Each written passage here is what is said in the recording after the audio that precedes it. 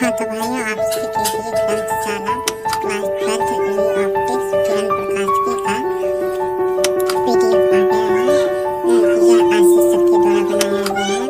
इसे पढ़कर कई बच्चे जिला टॉप, राज्य टॉप किए हैं, इसलिए इसे जरूर पढ़ें। और इस पीडीएफ का बहुत महत्व है। अगर आप लोग आशीष सर को जानते हैं तो कमेंट में #मक्खन, #समर्पण जरूर लिखें और लाइक,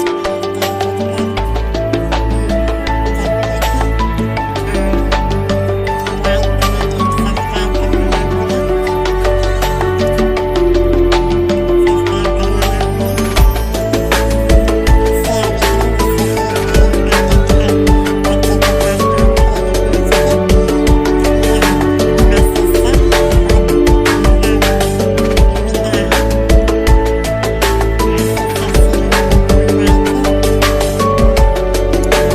इसलिए हम सोचे आप सभी को फ्री मिले वो प्रोवाइड किया जाए। इसलिए हम आप सभी के लिए यूट्यूब पर इतना मेहनत कर रहे हैं, तो सब्सक्राइब कर लीजिए, बेल आइकन प्रेस कर दीजिए।